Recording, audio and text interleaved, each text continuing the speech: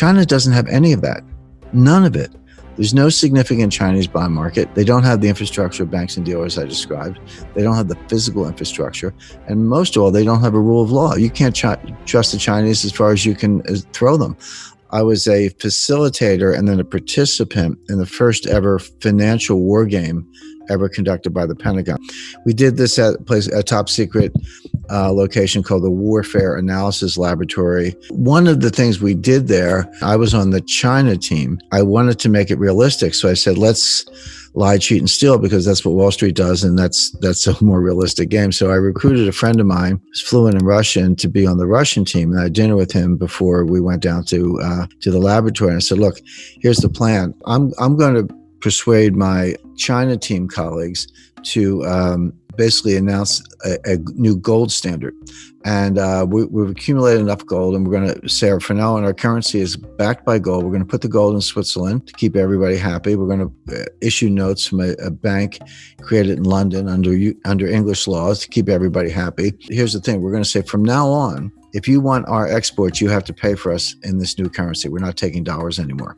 And furthermore, and if you want some of this new currency, you can deposit your gold in Switzerland and the bank will issue you some currency, so you're in the system. Or you can trade with us and run a surplus, and then we'll pay you in the currency and you can use that to buy our stuff, or we'll give you loans. But one way or another, we're done with the dollar. And obviously this is very forward leaning, but the whole idea of a war game is to help the Pentagon think 5 or 10 years ahead. So the first thing that happened when you go to your embassy or conclave, you come out and you stand up at the podium, you announce your plans, and then everybody reacts and it's discussed, et cetera. The first thing that happened is there was a group. So we had the red team, the yellow team, the blue team, as the case may be, and they're all different countries or areas. But there's a white team, which are the referees. They decide what you did. And the first thing they did when we announced the gold move, they ruled it as an illegal move. They said, no, that's not in any of our scenarios. You can't do that. And I stood up, and about 100 people in the room. There's 3-star generals, CIA, FBI. I said, wait a minute. I said, this is a war. There are no illegal moves in a war. The whole idea is to be out of the box or live in a world where there are no boxes. That's what we're doing here. So they agreed. They said, okay, we think it's a really dumb idea, but we'll let you do it. Well, over the course of 2 days, it accelerated and gathered momentum. At the end of it, Russia got PowerPoints. Okay, so this was 2009. Within 10 years, so what facts happened? Within 10 years, Russia tripled its gold reserves. Last week, the dollar value of Russia's gold exceeded the dollar value of its treasury securities. They have 20% of their reserves in gold, and the value of their gold is more than the value of the U.S. treasury securities. They're dumping treasuries, buying gold. Exactly what we warned the Pentagon about 10 years ago. And here it is, and China has more than tripled its reserves. So we're not there yet, but we're moving to some kind of gold-backed world. But the point is, that was all in the war game. That's all in the book. And I made one other point. I said, currency wars don't happen all the time. They might only happen twice in a century. But when they happen, they can last for 10 or 15 years. That's how long it takes to sort out. What you describe about the Chinese money supply is absolutely correct. People in the United States complain, the Federal Reserve has printed $4 trillion in the past year. And they have printed $4 trillion in the last year. They're taking the Fed balance sheet from about 3.5 trillion to 7.5 trillion. So yeah, we printed $4 trillion in the past year. Didn't do any good, won't do any good, but we did it. But Chinese money supply is even larger and growing faster. Now, I don't want to get into the weeds on China's internal monetary policy. I could, except to say that they're grossly over-leveraged.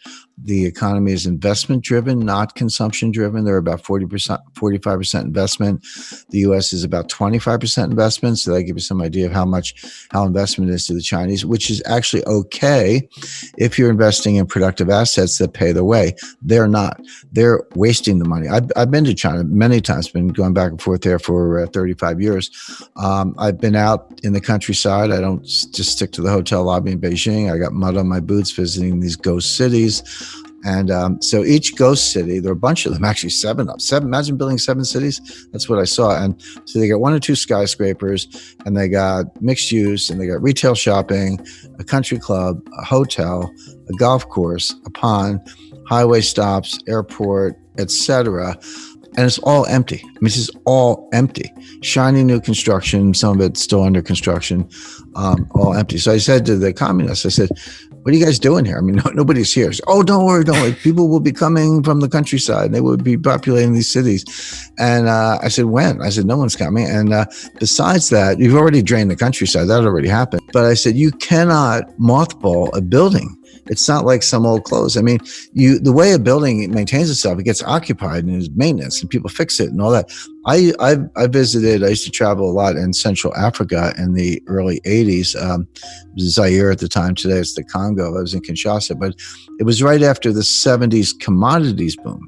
And they took the money, of course they wasted it, and they built these skyscrapers in Kinshasa, which is like a swampy, scary, funky, city. But there's a skyscraper, but the windows are falling out and there were rust stains running down the side and the elevators were broken. So it might have looked nice the day they built it, but it was never really used. And now it was literally, when I was there, it wasn't that much later after they built it, it was falling apart. So that's going to happen in China. My point being, if you apply, generally accepted accounting principles to their investment account, you would write it off the day they open the building because nobody's there. It's not worth anything.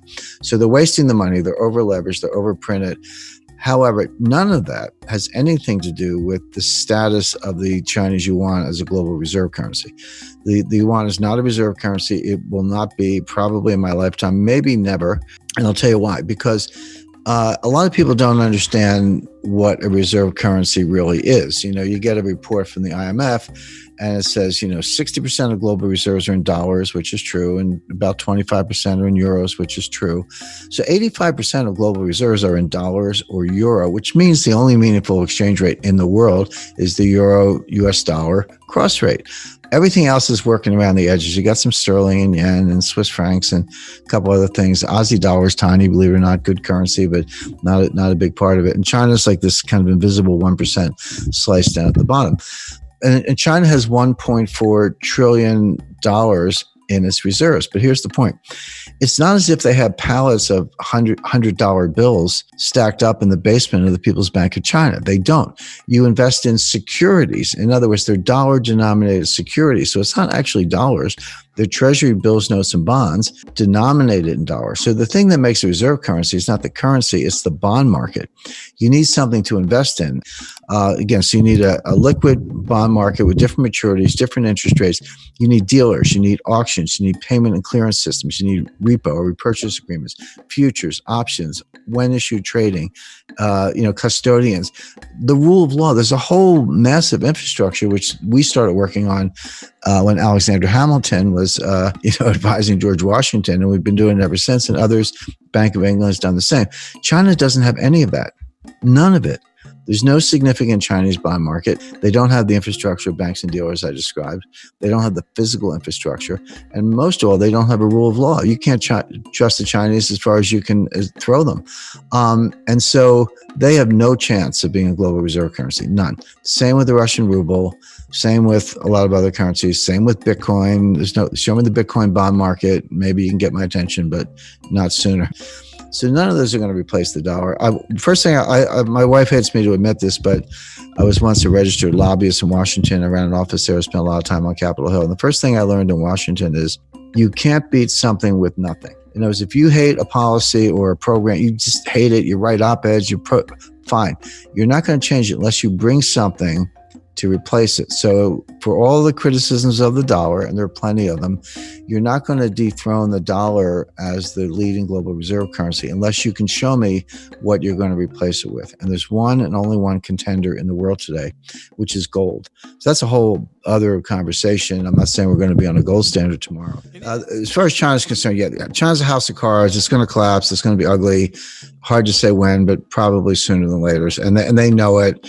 And they're not going to be a global reserve currency. So we can put China to one side, but China's a house of cards. Now, getting it back to the United States, the first point, let's talk about stimulus first. So the Fed printed $4 trillion. Congress, we had $1 trillion, what are called baseline budget deficits going into the pandemic. So with no pandemic, we were going to have $1 trillion deficit in 2020 and 2021. Now, Congress put $3 trillion on top of that with rescue and bailout programs last March, April, and May. That was the CARES program, payroll protection plan, aid to hospitals, extended unemployment benefits, higher unemployment benefits, etc. I'm not saying any of those things were bad. It was needed to keep things from getting a lot worse. But we put $3 trillion on top of this. So there's $4 trillion for fiscal 2020. They just did $1 trillion last week in the kind of final days of the Trump administration. So that's $5 trillion. And Biden has announced his plan. He's going to have a $2 trillion rescue bailout, so-called stimulus plan now. So that's $7 trillion plus the $1 trillion baseline for fiscal 2021. So there's $8 trillion in deficit spending in 2 fiscal years, $4 trillion of money printing by the Fed. Now, those are the numbers. That's not projections. That's baked in the pie.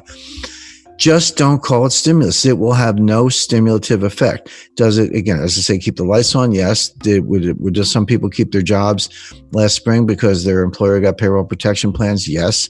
Did other people benefit from increased unemployment benefits? Yes. Was a lot of that necessary because things were in such bad shape? Yes. So I'm not arguing that side of it, but it does not stimulate. It's not going to get us out of the depression. Let me be very specific as to why, because I don't make claims without backing it up. On the money supply, you can print all the money you want, but Milton Friedman was wrong. The monetarists are wrong. The Austrian school is wrong. Money printing does not cause inflation. What causes inflation is something called velocity, which is the turnover of money. The money has to be lent and spent. Banks have to be lenders. People and businesses have to be borrowers.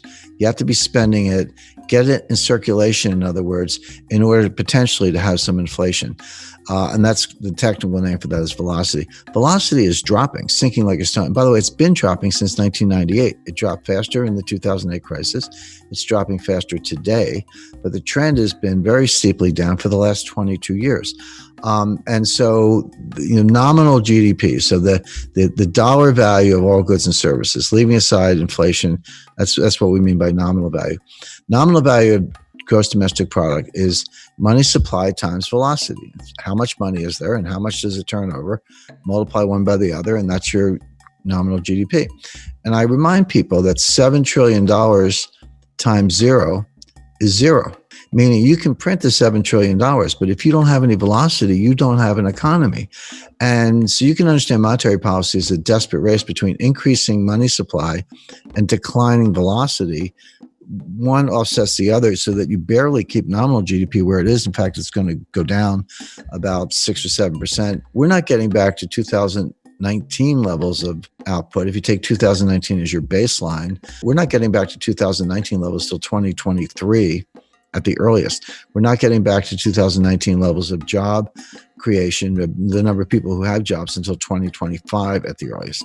That's why I call it a depression, not a recession. Now flip over to fiscal policies. Like, hey, they're sending everybody $2,000 checks, and they are. The people are going to get those checks. And so the Wall Street, which usually gets things wrong. That's the first thing you got to know about Wall Street, because they don't really care about you. They care about rap fees and how they make money.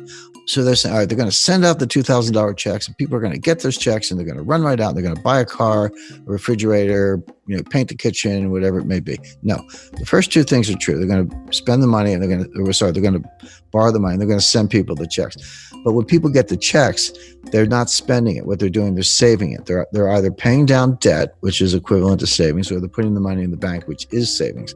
So certainly if you lost your job, you're not going to take your friends out to dinner. You're going to throw the money in the bank or pay the rent.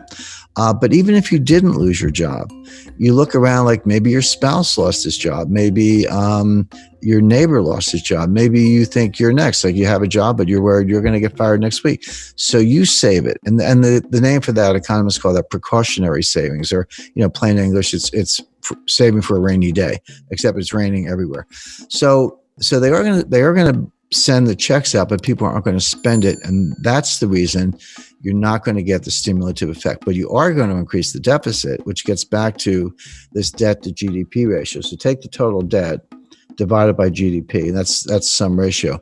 The research is very convincing, very clear. A number of studies show this, that up to about 90%, so 90% debt to GDP, you get a little bit of something called a Keynesian multiplier, meaning you borrow $1, you spend $1, and you get $1.10 of GDP, or you get $1.05 of GDP. And it works maybe temporarily, but it works when people won't spend the money the government can. That's the idea. But when the debt to GDP ratio goes above 90%, that's what physicists call a critical threshold or a phase transition. Now you're through the looking glass.